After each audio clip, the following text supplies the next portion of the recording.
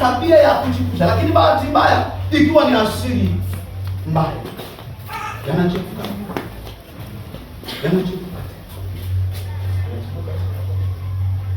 Bahati mbaya sana ikiwa asili ni mbaya, linachipuka.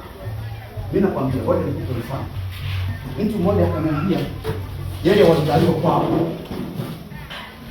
watu kama watu 6, watu 4, kila mmoja na baba yake. Huyo.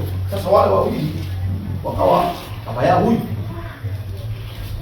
Wakati nabadilishana mawili matatu na yule mkubwa akaniambia, mimi sitaki kuja kuishi maisha aliyoishi haya mzazi wangu. Nikamwelewa, anachukia asili yake, anachukia mtiririko wa mambo. Bwana Yesu asifiwe. Nafikiri kama sikosei, mpaka sasa huenda ameshawadisha wako 5.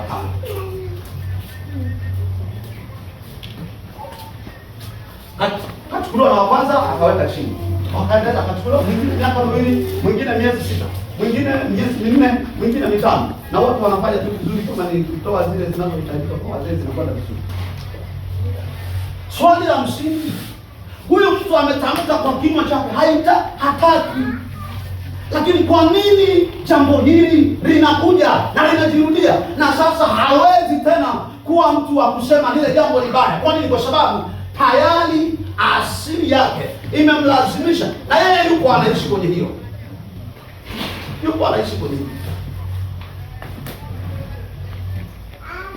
Sasa tunafika mahali ya kubaliane tu na hali, kwa sababu mambo yameshindikana. Okay, nikawa naongea na vijana wangu pale shule. Chacha nikawaambia, wengi wanachukia kwamba baba zao wamewaacha mama zao. Na nikawaambia kitu kidogo. Nikamwambia niwaacha hapa. Wale ndio unaona wazazi wameachana. Na wewe umechukua ugomvi wa baba. Umechukua ugomvi wa baba, unamchukia baba kwa sababu alimwacha mama. Sio tatizo. Nikamuuliza, vipi wewe? Kwa sababu kama hujashughulikia ile asili, na wewe wakati utafika tu kwa baba. Unajua sasa hivi wewe ni kijana, lakini baadaye utaitwa baba. Sasa wakati unapoenda kuitwa baba, huo ndio wakati ambapo unaanza kwa wewe unaacha. Sasa mimi jambo nilikuwa nalichukia sana. Lakini vipi mbona na wewe unalo? Ndio tena mtu anamwambia. Fikiria sana mwanangu. Useme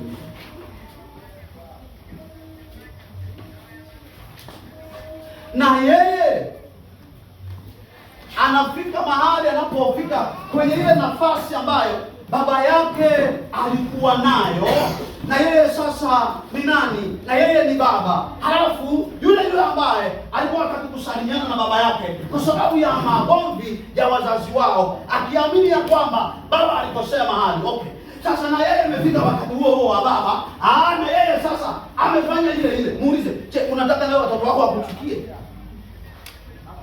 Hamna, hili alichonitendea huyu mimi sio. Okay, unajua yule alinitendea,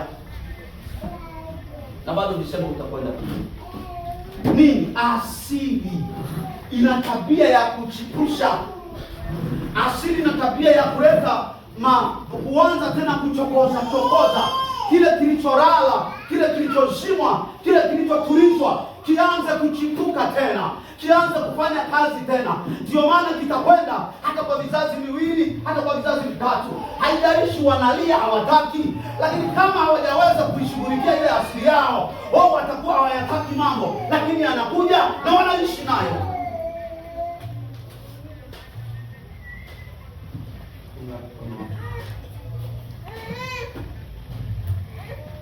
Asili yako ina nguvu sana. Asili yako ina nguvu sana. Asili yako ina nguvu. Naomba niende jambo la 3. Asili inaweza kubadilishwa. Na inaweza kubadilishwa kwa njia ya kiroho ambapo pengine matokeo yake yanaweza kuonekana katika ulimwengu. Asili inaweza kubadilishwa. Asili ya mtu inaweza kubadilishwa, lakini inabadilishwa wapi? Inabadilishwa kiroho. inabadilishwa kiroho, na matunda yake tunaweza kuyaona katika ulimwengu wote wa kiroho na wa kimwili. Asili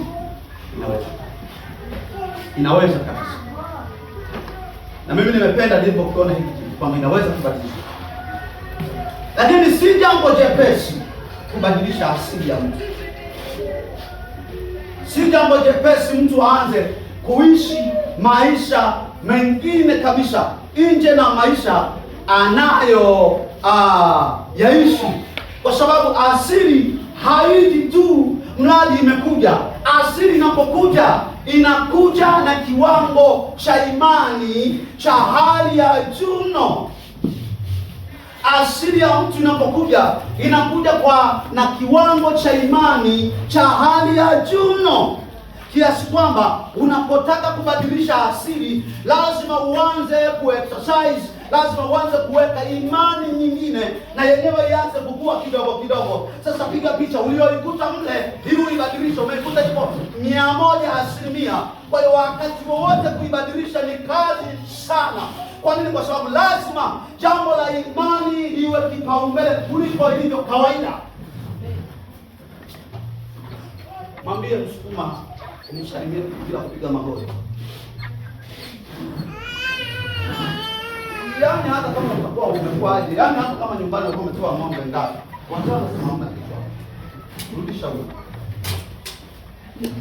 Rudisha. Sasa saa ngapi utamwambia? Mimi mwenyewe tu pamoja na kuchanganyikiana na watu, lakini napata shida mtu asipopiga magoti. Alafu na imani ni nayo. Ila sasa nafikiri hili sio tatizo. Kwa sababu sasa ni ngumu sana kuibadilisha asili ya mtu. Japokuwa kweli inawezekana. Bwana Yesu asifiwe sana. Kwa sababu ni jambo ambalo limejengwa katika imani. Kwa hiyo mtu anaposema nataka kushughulikia asili yangu, lazima ajue anaenda kushughulika na imani ya asili yake. Lazima ujipange kwenye hilo. Na imani inaendana na mambo mengi. Unakuta mpaka kuna sadaka zinatakiwa zitolewe kwa ajili ya imani yako ile iliyokuwepo mwanzo, kuivisha upate imani nyingine hii ambayo unaipalilia ipate kukua na kuizidi ile imani ambayo ulikuwa nayo mwanzo. Bwana Yesu asifiwe. Haleluya, haleluya. Haleluya, haleluya. Kitabu cha Warumi kinasema sisi tuliokuwa mzabibu mwitu tumekatwa na tukapandwa katika mzabibu mwema. Maana yake angalia ambavyo ilivyo ngumu mtu wa Mungu kubadilisha imani. Maana kuna hitaji kukatwa. Kukatwa maana yake ni kutenganishwa. Sasa zoezi la kutenganishwa lina maumivu. Hauwezi ukatenganishwa ukabaki salama tu kama kawaida. Halo. Zoezi la kutenganishwa lina maumivu. Ili mtu akutenge na watu wapendao, moyoni mwako utasikia huzuni. Mtu akikutenga na vitu vipendavyo, moyoni mwako unakosa furaha. Mtu akiambiwa wewe sasa achana na hii imani ambayo unaiamini siku nyingi, lazima mtu kama yule anapata shida, kwa sababu alishazoelea taratibu na kanuni za ile imani. Sasa ni zoezi gumu la kukatwa. Anasema tumekatwa na tumepata. Sikiliza kwenye kitabu cha Yohana sura ya 3. Wakati nafikiri Nikodemo anamuuliza Yesu. Yesu akamwambia kwenye ile waraka na Yohana 3, ule mstari wa 3 mpaka wa 6 pale. Tunaweza kuona mpaka wa 16. Anasema hivi, kilichozaliwa kwa mwili ni mwili, na kilichozaliwa kwa roho ni roho. Bwana Yesu asifiwe. Lakini Yesu akamwambia jambo. Akamwambia hivi, mtu asipozaliwa mara ya pili hawezi kabisa kuona uzima wa nini? Hilo ndio zoezi la kwa. Sasa sikiliza Bartimayo anavyosema. Anasema jambo hili linawezekanaje wakati katika umri wangu huu ni mtu mkubwa? Nawezaje tena kurudi tumboni mwa mama nizaliwe tena ili hali mimi ni mtu mzima? Anaonyesha ugumu wa mchakato wa kubadilisha asili. Wapendwa, kama kuna mtu anafikiri anaweza kubadilisha asili yake kwa lele mama, huyo amefeli, amechelewa, wala aachane na huo mpango, maana inahitaji gharama kubwa. Nikodemo anatupa swali la msingi la kujiuliza, kama mtu anawezaje kuzaliwa mara pili, kurudi tumboni mwa mama yake? Na ndivyo ilivyo, pamoja na kwamba